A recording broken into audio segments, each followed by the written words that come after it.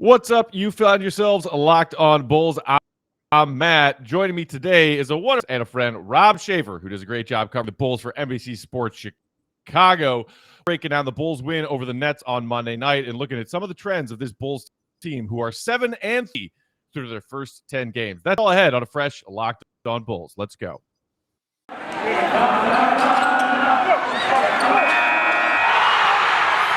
You are Locked on Bulls, your daily podcast on the Chicago Bulls, part of the Locked on Podcast Network, your team every day. Here are your hosts, Matt Peck and Big Dave Watson.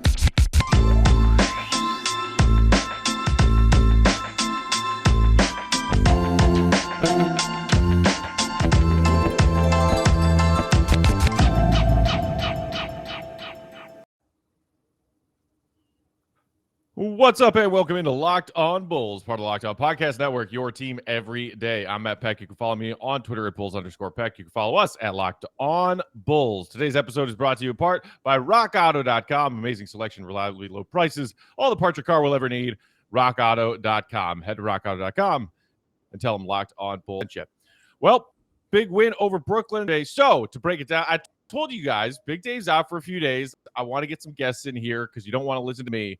And boom, I struck gold because I got with me my good friend Rob Schaefer, a former colleague, a guy who's kicking butt on the Bulls beat for NBC Sports season. Get all of his great Bulls coverage by following him on Twitter at Rob Schaefer and see all of his amazing columns at NBCSportsChicago.com. Rob, great to be chatting with you. How are you? More fun covering for this Bulls team, right? I'm good, Peck. It's always beautiful to see you. Like we were saying before, work is fun again. So that's been a pleasant element of the season so far. So yeah, no complaints from me. Speaking of no complaints, I think Bulls fans have been nitpicking where and how they want to so far through this impressive and maybe somewhat surprising 7-3 start. One of the things that I have seen this team struggle with, and I'm sure you have noticed as well, is getting off to these slow starts where their offense is really, their half-court offense isn't clicking, digging themselves holes because they're putting up 19 or 20 points in the first quarter. But man, a 35-point first quarter for the Bulls against Brooklyn last night. What did you see for them that was working out of the gate? Well, I think it was, Billy Donovan's dream of a team that's getting downhill, playing with urgency and energy. I think they won paint points 18-2 in that first quarter. Mm-hmm. And, as prolific offensively as this Nets team is, I think 11 of their first 18 shots in that first quarter from three-point range. Even if you shoot well on those, I think the Bulls were able to leverage that kind of dichotomy in style of play into kind of setting the tone and setting the tempo. The unfortunate thing is that sluggish kind of stretch that seems to, have a place in every Bulls game at some point came in the second quarter, and things kind of ground to a halt. They stagnated. The Nets got going a little bit. And, it turns into a 6-point deficit at halftime. But early on, I mean, it seemed like they were just dictating everything that was going on the floor. 12 points on 6 of 7 shooting from Zach LaVine doesn't hurt. He got to every spot that he wanted to in the mid-range. He was getting to the rim. He cooled off as the game went along, but for him to come out and do that early, I think also contributed to setting that tone. So yeah, it was a good start for them last night. I think one of the better quarters that they played of the season. It's a shame that they followed it up with what they did in the second. But that, it allowed them that cushion to then be able to, hang tight in the game even when things weren't going so well. And obviously leap in front in the fourth later. Yeah, I mean, you mentioned that big points in the paint edge in the first quarter, and that remained a story throughout the game last night. I think they ended with a 30-point, 54-24 points in the paint in favor of the Bulls. Out-rebounded Brooklyn 6-42. And it's interesting that you see that kind of stuff happening, more frequently than I think Bulls fans would have expected, because everybody coming into this season was excited about this brand new roster with a lot of fun pieces, but everybody's been worrying about size and a lack thereof. How is it, do you think, that, is it just sort of some mentality that Billy Donovan is instilling in his guys, getting, rebounding effort chipped in from the guards, from an undersized power forward like Javonte Green? How are the Bulls doing this well on the boards despite their lack of size? Yeah, I think it's collective. I think even though a guy like Javonte Green or Derrick Jones Jr., those are your primary fours, they're undersized, but they're so athletic and they're so they play with such a reckless abandon. Like Derrick Jones Jr., you hold your breath, it seems like 2 or 3 times a game with him, skying for, whether it be a dunk or a rebound or a block shot, and he'll hit the deck. Javonte, same thing. I think it's just been the formula of having big, long, athletic guards and wings, Lonzo Ball, Zach LaVine, DeMar DeRozan. Like these are all at the least above average rebounding guards / wings, if not really, really good. So I think that certainly helped. I mean, for everything that Nikola Vucevic has struggled with to open the season, him still averaging a double-double with 11 boards a game certainly helps there. When it looks bad, the size issues. But, I've just been really impressed, not only defensively, but also on the glass with how much they've been able to compensate, make up that gap with their athleticism. To the point that I don't think it's like this glaring, obvious, needs to be fixed tomorrow issue. I think you can still kind of let the season play out a little bit and see over a larger sample size how bad it gets or how much it does end up needing addressing. For now, they're surviving. Maybe it's a product of the league being a little bit smaller or, just that the emphasis on interior play not necessarily being what it was a couple decades ago. Maybe it's something to do with that. The Bulls' just general disruptiveness defensively. They get a lot of stops on live ball turnovers and are able to get out on the fast break, and you can kind of tire an opponent out that way. So I think it's a lot of different things, but 10 games, it's a small sample size, but I've actually been pretty pleasantly surprised. Even though there have been games where it showed up in glaring fashion, I've been pretty pleasantly surprised by the big picture look at the size disadvantage. I actually don't think it's really killed them in a significant way, obviously considering they're 7-3. But again, like without Patrick Williams, as the book gets out on the Bulls and teams start to game plan and scheme specifically for this kind of stuff, maybe that'll change. But for now, I think it's largely been encouraging. You mentioned Pat Williams just now, and replacing him in that starting lineup, Billy Donovan went back to Javonte Green, who got those spot starts in pre-ball while Peta was nursing that ankle. I've seen some talk on Bulls Twitter over the last week or so of Bulls fans who are saying, hey, you know what, Derrick Jones Jr. is looking pretty good as he's earned his way into Donovan's rotation, and maybe thinking about swapping him out, and maybe Javonte is partially responsible for the Bulls getting off to these slow starts offensively, because what you're seeing from our opponent's defenses on a nightly basis is they're basically just completely ignoring Javonte Green and shading closer to somebody else who's more of a scoring threat. Javonte did have 11 points last night. He knocked down his first 3, and my buddy who I was at the game with, I didn't know Javonte could shoot 3. And I was like, he can't. That's the only one make tonight, and that was the only one he made all night.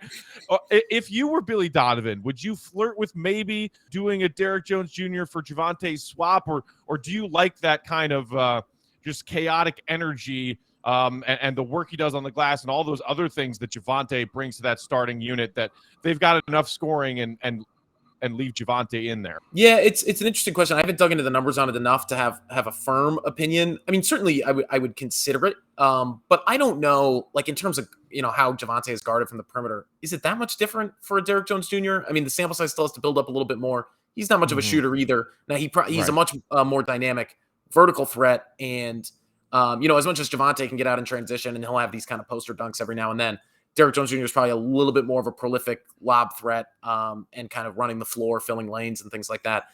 So I would consider it, but I'm not sure if I would pull the plug on that yet.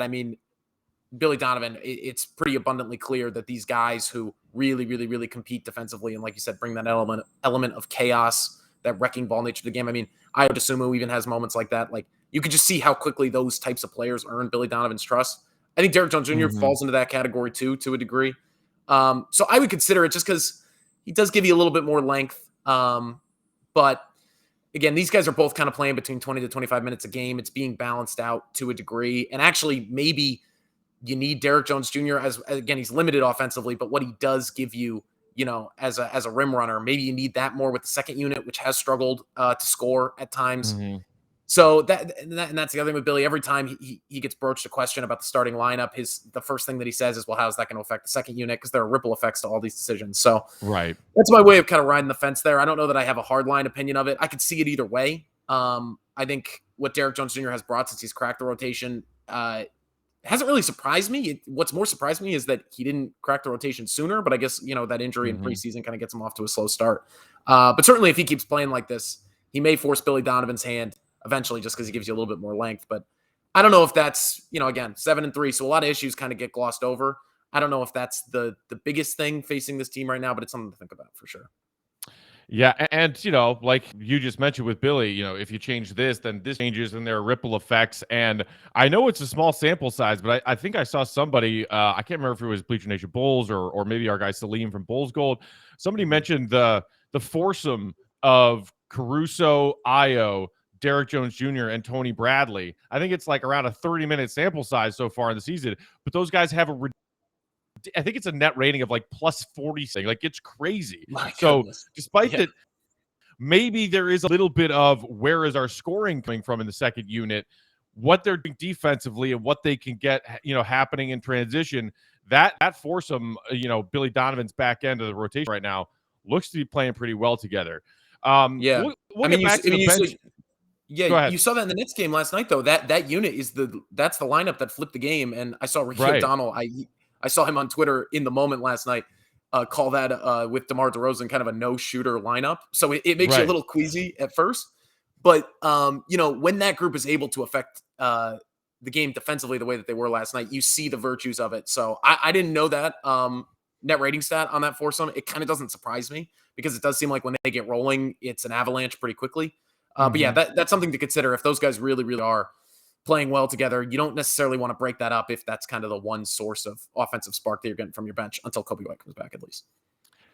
We'll get back to the bench in a little bit because I got some more thoughts there. So I want to get your thoughts on Ayo. But going back to the starting unit for a minute here, I mean, I don't know what if I remember what your take was on the DeMar DeRozan signing when it happened.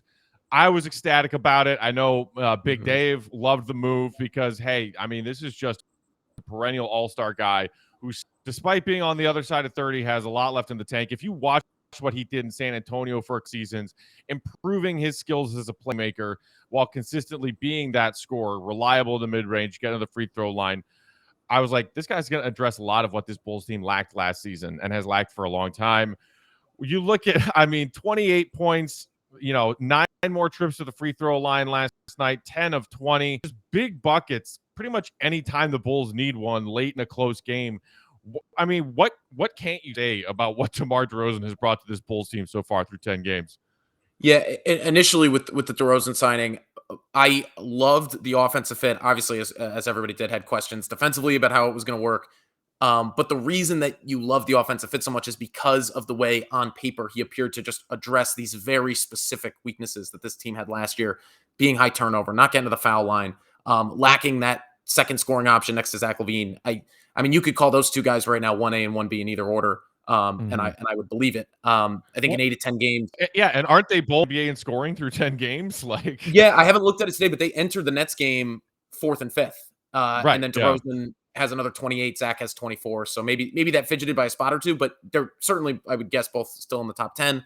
8 to 10 games, they both scored over 20 points. Sometimes the problem is where's everybody else? But think about how many times over the last few years it was Zach LaVine and Lauri Markkanen have scored 20-plus points in X amount of games this year, and the Bulls have X record, but, it only happens once in a blue moon. Now it's happening on a nightly basis. So that's been phenomenal.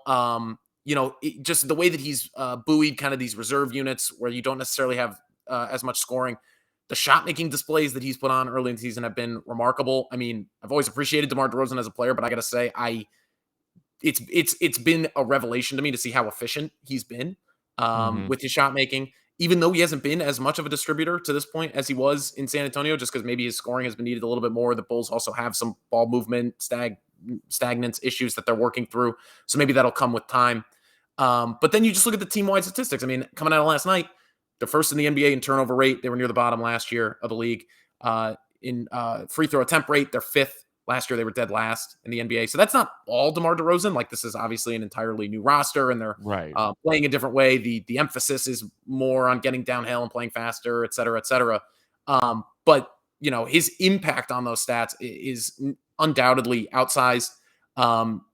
you ask anybody around the team, and even just like feeling his presence and aura in press conferences, like you can tell that his kind of veteran without being over the hill, because he's obviously still in the prime of his career. The mentality, though, of not getting too high or too low based on any one win or loss. And the Bulls have had better wins in the first 10 games of the season, multiple, than like any I've seen since I've been on the beat. I've been on the beat since the start of the 2019-20 season.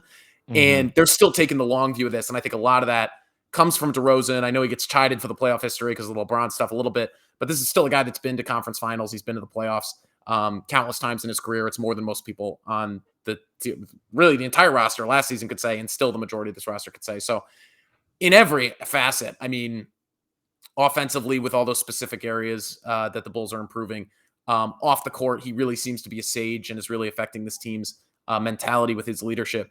He's just been absolutely outstanding. I mean, my one gripe with the DeRozan transaction initially was that I thought in both the sign and trade transaction and the salary doled out, I thought it was a little bit of an overpay.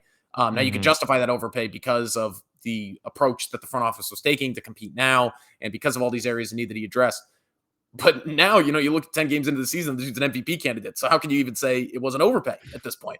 So yeah, he's just been absolutely outstanding. He's been a joy to watch. He's been a joy to get his perspective in media dealings too. So I, can't speak more highly about what he's brought so far. I mean, just a vet who saw an opportunity to come play in Chicago with, like DeMar has himself, and as he talked about in the offseason after joining the Bulls, chip on shoulder. Lonzo has one. Zach certainly has one. These guys who are labeled as like, oh, this guy's got this talent or this ability, but not a winner, can't win. And DeMar is certainly showing a lot of the doubters and the naysayers from this offseason, when the most popular fun hot take was to say, hey, the Bulls made all these moves and sacrificed all this draft capital and spent all this money and they're still going to suck. Well, so far, and look, this next couple of weeks through the middle of November schedule, I think we'll learn a lot about just how good the Bulls are with some of these games. But you mentioned sort of a long-term approach, and quickly, I want to get your thoughts on Zach LaVine playing through this thumb injury on his offhand right now. I to me, it's very clear that he's favoring that left hand. Usually he's very comfortable driving left in addition to driving right, and finishing left versus finishing right. You don't really see him finishing with his left when he's attacking the basket anymore. And, again, just a 10-game sample size, but his shooting numbers are down from his wildly efficient season last season. He was 0 of 4 from downtown last night. I think he's down to like 33 or 34% from behind the three-point line, where he was a 41% shooter beyond the arc last season.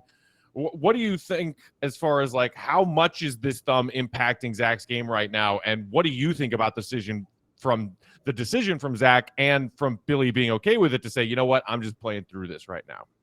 Yeah, I mean, I think you respect and admire the drive and the want to play through it. Obviously, this is a big year for Zach in terms of it being a contract year. A Supermax is potentially on the line if he can make All-NBA, and also just getting a chance to play with the most talented roster that he's ever played within his career. He said a bunch of times that it's the most excited he's ever been playing basketball. The last thing that this dude, with the competitor that he is, wants to do is sit down for a couple weeks or months or however long it would take for this thumb to officially heal. That being said, he downplays it. He says it's not really affecting his shooting much because it's on the guide hand, and he says the pain has subsided, and it's really about just dealing with the equipment, the tape on his thumb. And, Zach LaVine, most NBA players are like this, but Zach especially is the kind of guy where if he's in there, there's no injury excuse baked into anything that goes on. But undeniable to me, a lot of the stuff you said, the ball handling, I mean, just like the kind of strange, like mishandling of balls when he's going to his left or crossing over to his left, kind of just doesn't seem like he's able to get that same kind of traction on the ball.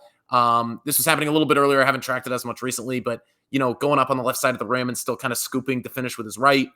The shooting, obviously, I think since the Toronto game, he's down in the low 20s from three-point range and still putting up pretty solid shooting lines. I think he was 10 of 17 last night, which pretty remarkable. But, it's still not necessarily what it was. And for a Bulls team that's bottom of the league in three-point attempts, having a guy like Zach, who is such an assassin from deep or has been in his career, that would be a huge, huge boost, I feel like, to the offense. And it's an element that's a little bit missing right now. So, again, like, you admire it. I think this team would be in a tough place, even without a Zach LaVine playing through injury. It would be a rough stretch to go without him, just because of how strained the depth is already. But I just wonder, I mean, he insists that it's healing as he's playing, and Billy Donovan says that the Bulls medical staff hasn't, led them or hasn't told them that it's an injury that he can't play through. Like, there's no reason that he can't do this and still kind of get better as it goes along. But I just, there's a part just with how important Zach LaVine is to this team. There is a part of me really since the beginning that kind of had it in the back of my mind, man, wouldn't you rather just sit on it for a couple weeks and make sure that it heals entirely? But, as long as the medical staff okays it, I think Billy kind of trusts medical / player. Like, he's a very dialogue heavy guy between those three parties when it comes to injury stuff. So I think he has trust in that. Zach, obviously from a pain perspective, feels like he can play through it. If the medical staff doesn't think there's a high chance of it getting significantly worse, then that all combines to him playing. And, it's got to be noted, still playing pretty well. It's really just the 3-point shooting to me that has been lagging a little bit behind since then. Maybe it's just small sample size theater. Maybe it's something real.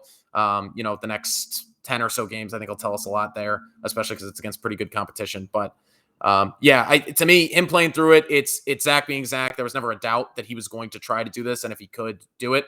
But we'll just have to see how it unfolds. It's gone okay so far, but if you're a Bulls fan, I can only imagine you're a little bit queasy kind of going into every game, the risk of him banging it on something or, it getting worse in some type of way. We'll just have to see where it goes from here. I want to also get your thoughts on, I think, the player who has drawn most attention from Bulls fans this season, and not for a positive reason, and that's the does he or does he not have the yips right now, big man, Nikola Vucevic. So I was at the game last night, and the first few times, he got touches like they did Saturday against Philly. After, last Wednesday, he only took 7 shots in the first game against the Sixers. They looked to get him involved early, and I heard a lot of ooh from the UC crowd, and I was like, I was yelling Vooch because it's tough to tell him. It's tough to tell. But I thought that maybe some Bulls fans were out there booing him because of this just dreadful slump that he is in to start this season shooting. 5 of 14, another tough night shooting for Vooch. He missed 2 bunnies right off the bat. The 3 ball is really not there. But I liked what you made note of in your 10 observations column after the game on Monday night, because sitting there watching it, I had the same thought, which was that bench unit, as you noted, put the Bulls in position to really steal that game with their minutes early in the fourth quarter. Vooch and some of the other starters check back in somewhere between 6 and 7 minutes left. And you're like, oh my God, we saw this against Toronto. Is Vooch going to have a turnover or a bad miss or whatever? And then let Brooklyn creep back into this game. He confidently steps into a wide open 3 at the top of the key and knocks it down. A big bucket to push the Bulls lead, I think from 9 to 12. Yeah, it was something like that. Yeah, it was to double digits for sure. Right. And from there, it was a wrap. But yeah, I mean, even still, he hit 2 more elbow jumpers after that confidently. He was 2 for 11 when he checked back in the midway through the fourth quarter, and he finished his night 5 for 14. Now, I know that that's not a big deal in the grand scheme of things, but maybe if just knocking down those few shots late in a winning game, that does that give him the confidence to pull himself out of whatever this is he's trying to fight his way through? I think you hope so. I mean, we saw it against the Jazz earlier this year. The encouraging thing is that there are now multiple examples of Vooch struggling earlier in games, but then coming through kind of down the stretch when it matters the most. The discouraging thing is that Jazz game didn't necessarily spark anything for him. We're kind of still in the same place. So we'll see. I mean, it's probably the biggest thing I'm going to be watching in the Dallas game is kind of how he looks out of the gate, how much the Bulls look to get him involved, and if that fourth quarter where he, like you said, he had 7 points on 3-3 shooting sparks him. Because early in that game, in the Nets game, I mean, I was running out of words. It was almost beyond anything I'd seen when you think of the level of the shooting slump cross-examined with the quality of the player, the caliber of the player. It was inexplicable. I mean, you mentioned the missed bunnies, getting blocked on a couple layups by LaMarcus Aldridge and Paul Millsap. And then he missed a bunny right after that. That was the sequence in the second quarter. There was a moment, and it was right in front of our media seats. It was under that basket where he had a catch from Lonzo Ball. It was sometime in the third quarter. And he had a wide open look at a 3, and he didn't even look at the rim. He just immediately turned, flowed into a handoff, passed out of the touch. And Lonzo, you could see, I couldn't tell if he actually told him to shoot it, but you could see, not bad frustration, but just come on, Vooch, like we need you to shoot that. Like we're not going to get out of this, or you're not going to get out of this by not shooting your way through it. You know what I mean? AK was watching that saying, I thought we traded away Wendell Carter Jr. I need a big man who can shoot. Well, ironically, go look at Wendell Carter Jr.'s 3-point shooting. I know he's had some good games recently because there are Bulls fans in my mentions being like, we shouldn't have traded away Wendell. Vooch sucks. And I'm like, okay, people, calm down. Come on, guys. Yeah. And but that was, again, like in the Philly game where the first Philly game where he only takes 7 shots, like those moments are especially alarming because it's like, oh no, you can't lose your confidence. Like that's the one thing that you have to preserve here to shoot your way out of it. So in that vein, like maybe that is what makes the stretch run essential and a spark for him. We'll see. But he just hasn't looked himself. I mean, even after last night, even after that encouraging fourth quarter, I think his splits all go down. Maybe the 1-3 from 3 brought his 3-point percentage up a little bit. But yeah, he's 37.8% from the field, 26.2 from 3. Like that's just not Nikola Vucevic. And I think there are some underlying things in here. You know, the yips may be a factor. There's a factor of him kind of fitting in a different kind of offensive way than he has in earlier parts of his career. Mm-hmm. Obviously, he's had to sacrifice a lot of the offense flowing through him like it was in Orlando and even last year in Chicago. Right. The other day I used a comparison of like he is the Chris Bosh of this situation with Zach and DeMar. It's like Bosh comes to Miami and he's like, oh, I got to give up a significant amount of the guy I was in Toronto because I'm now playing with LeBron and Dwayne Wade. It's a thing throughout NBA history. I mean, Kevin Love is a less kind comparison, but that team won a title. But I think that's another one. He even joked after practice the other day. We were talking to him about it, kind of the shooting struggles, and he made a joke. It was very lighthearted, but he was like, "That's the life of a big man." His touches are dependent on perimeter players finding him. It's dependent on good chemistry, like in these screen and roll actions that he's in. He seems to be in more of those than he has been in his career. So it's just this really awful blend, this awful stew of things that is leading to this. I mean, it's really inexplicable for a guy with the type of scoring talent that he has. Obviously, he's bringing it on the glass. He's bringing it as a facilitator. But Nikola Vucevic can't average 13 points a game for the rest of the season and shoot the way he is. And this team gets where it wants to be. Like, Zach and DeMar have been brilliant to keep the offense afloat, and they're still figuring stuff out. But they just need more from Vooch. And again, I think Dallas is the first opportunity. It's going to be the first thing I watch for is if the close of this Nets game can get him going a little bit. Yeah, I think you have to look at it from the positive perspective of the fact that the Bulls are 7-3 and have some pretty impressive wins already in those 7. When you talk about the Utah game, the comeback against Boston, and last night against Brooklyn, despite the fact that their starting center, who they made a big trade for in the middle of last season, a guy with all-stars on his resume, is playing like this. But, and like credit to Vooch also for, you said he's taken this slump in stride, finding other ways to impact the game. Like you mentioned him passing up that wide open look after the nice pass from Lonzo last night. At least he is a capable passing big man. Like I think he's averaging around 4.5 assists per game so far through these first 10 games, finding other ways to make yourself useful on the floor if your shot isn't falling. And so hopefully, keep that up and then also pull yourself out of the shooting slump. Going back to that reserve unit, Rob, I thought that Ayo Dosunmu won that game, in a weird minor way.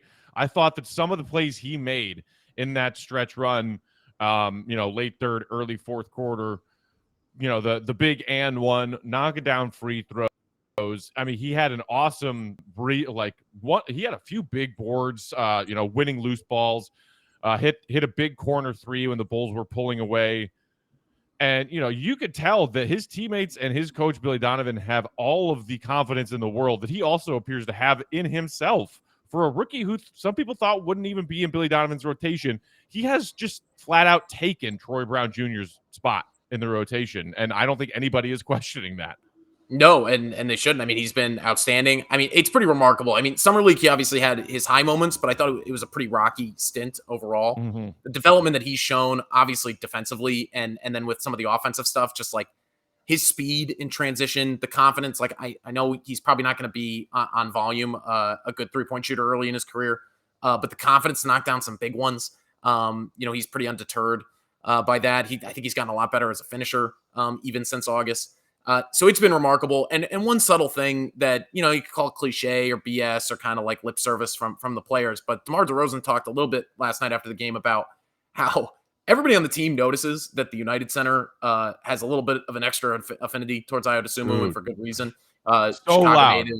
So like DeRozan's line. What did he say? Anytime that dude sneezes on the court, the crowd goes crazy. Yeah, exactly. And it started out in preseason where it's like every time he checks in and it's like, okay, this guy's not in the rotation. He's not necessarily, getting that from his play. It's more of his story and his trajectory, and he'll grow into it. But now he's making like really, like you said, game swinging, game outcome affecting plays. And, it hasn't been this way in a couple years, but the United Center is a tough place to play. And you could just feel, and Peck, you were there, so you could probably speak to this even being in the crowd too. When the energy flipped early in that fourth quarter, and I think Ayo was a big part of that because of the plays he was making on the court, but also that extra boost that anything that Ayo Dosunmu does is going to give, give the city, give the United Center crowd. DeRozan said that the team feeds off of it. Ayo said that the team feeds off of it. Like, I find it easy to believe that that's true. So don't underrate that aspect of about it, especially at home. Darnell Mayberry actually asked Ayo, I thought it was a good question, whether he enjoys doing this stuff at home or on the road more. And he said, I think he ultimately landed on home because of how packed the UC is and being at home and everything. But he also said, and this is just so Ayo, like he said in college, he liked road games better than home games. Like that's when Billy Donovan talks about the guy's makeup and his fearlessness and just how he's the ultimate competitor. Like that's how you go from second round pick, who many think is going to be outside the rotation, to being the 8th or 9th man and like you said, winning games for this team, important games for this team early in the season.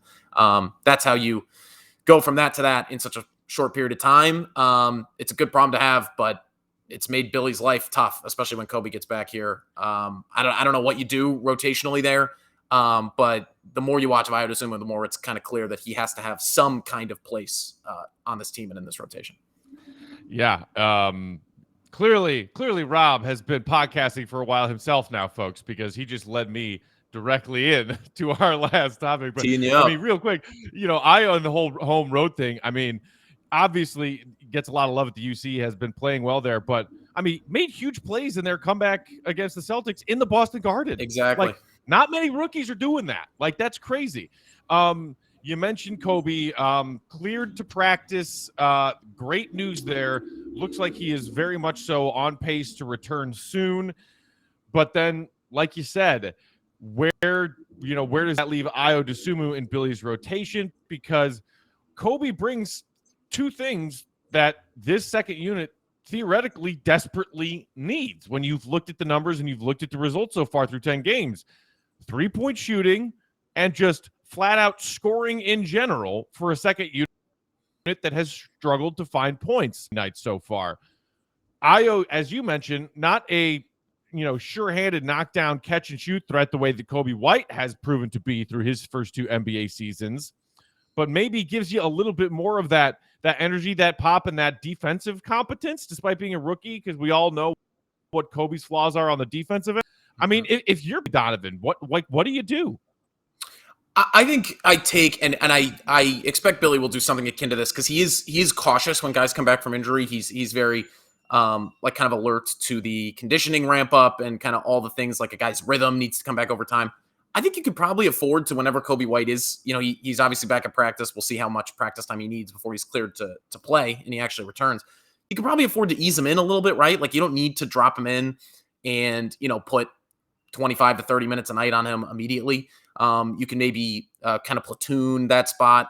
It's also Billy's been rolling with a 9-man rotation. We know he's comfortable going to 10, so maybe there does end up being room for both of them. Then you're a little bit undersized because you're playing 3 kind of combo guards in that second unit with Caruso, Ayo, and Coby. Billy obviously is not afraid of playing small. He did it a lot in OKC. His affinity for 3-yard lineups when he was there is pretty well documented. And, he's starting 6'4" Javonte Green at power forward. A lot of that's not by choice necessarily, but he's comfortable playing small. So maybe there ends up being a little bit of room for both. I think Ayo does, he's had this impact offensively. He's had this impact in transition. We'll see what Coby looks like defensively. But he also is a guy that, plays fast. He could probably help this team with its desire to play at a little bit higher of a tempo. And I just think, even though the offense is top 7 or 8 in the league as of today, even with all the kind of warts and lumps that have been on display early in the season, for them to still be there is pretty remarkable. But one of the things that I've been keeping an eye on offensively is just the fact that they're taking so few threes, and especially the bench guys, there's just not a lot of shooting with that group. I do think that's a big enough problem that Coby White has to come in and at least be playing 20 to 25 minutes a game, if not more. And I have faith. We'll see how it bears out, but I have faith on paper that there's enough between Caruso, between Derrick Jones Jr., Tony Bradley, in the starting lineup, Javonte and Lonzo. Like, I have faith that there's enough defensive infrastructure around him that it won't be as glaring as it was last year when he was starting. And this team really struggled defensively, especially at the point of attack. They're just much better on the perimeter this year. That's obvious.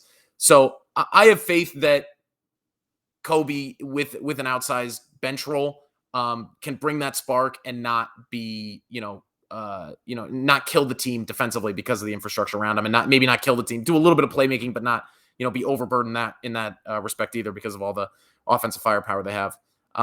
So if I was Billy, I'd probably ease him in, and then, man, I just really think you got to find minutes for both. Maybe it's just based on performance and production. Once Coby does get his feet under him, you can just make kind of a level-headed evaluation of things. Because Ayo, as much as he has impacted some of these games, there have been the off nights too, because he is a rookie. He's ahead of schedule here, so it's not the worst thing in the world if you scale it back a little bit. But yeah, I think you ease them both in, see how they both look, and then make the evaluation from there. I just anticipate that Coby ends up with the bigger role moving forward because of how glaring the shooting stuff is. But I've thought Ayo Dosunmu was going to fall out of the rotation before, and here we are. So got to stay open-minded to anything. Yeah, you got to be ready for anything. Rob, always a pleasure chatting Bulls hoops with you, man. Appreciate you stopping by. If you out there want to hear more thoughts from Rob on the Chicago Bulls, catch all of his great work for NBCSportsChicago.com. His observations column after every Bulls game is a must read, and catch him as one of those regular panelists on the Bulls Talk podcast from NBC Sports Chicago with Tony Gill, Jason Goff, and the one and only KC Johnson. Rob, before I let you go, speaking of Tone, miss him. Tell him I said hi. What's the worst basketball take that you've heard from Tony so far early on this season? Because he's got some doozies in his back pocket. Man, what? This was off camera, but maybe it's not a bad take. I love Ja Morant. In an off-record conversation, he compared Ja Morant to 84, 85 Michael Jordan, and I had to wow, reel it back. I had to reel it back in a little bit. Now, granted, after 6 games or whatever it was when we had the conversation, the numbers look pretty good. Things tend to level out from there. So maybe that. Sorry, Tony. I don't know if you wanted that out there. Maybe we did talk about it on record. I have never known Tony to be ashamed of any of his takes, regardless of how ridiculous they are. I think an objective observer, here's another one. Early in the season, he was really, really, really high on the Cavaliers, which has turned into a pretty good take. They look pretty good so far. But I wouldn't have even called it a bad take in the moment because I was all in with him. Evan Mobley, God, that guy is just outstanding. He's good. You did not anticipate, near 40-point burgers from Ricky Rubio, who's going 8 of 9 from downtown and that kind of stuff. No, but we'll take, but they'll take it. They'll take it at MSG too. That was pretty amazing. So, the Cavaliers started last season hot too. Let's see how it unfolds. But they did not. I mean, I just can't say enough about Mobley. They did not have a guy like him last season, and good for Lauri Markkanen. I know he's in COVID protocol right now. I think still. Yeah, I believe so. But good for him that situation, which I had a lot of questions about with him going into that, how that was all going to fit. At least to this point, they're making a little bit of noise. The Bulls and Bulls fans hope not too much more. And whenever they see them next, they'll try to be sure of that. But they look like a completely different team than they were in the preseason. So. Those two stand out to me, but the Ja one more so for our guy Tony. Right on.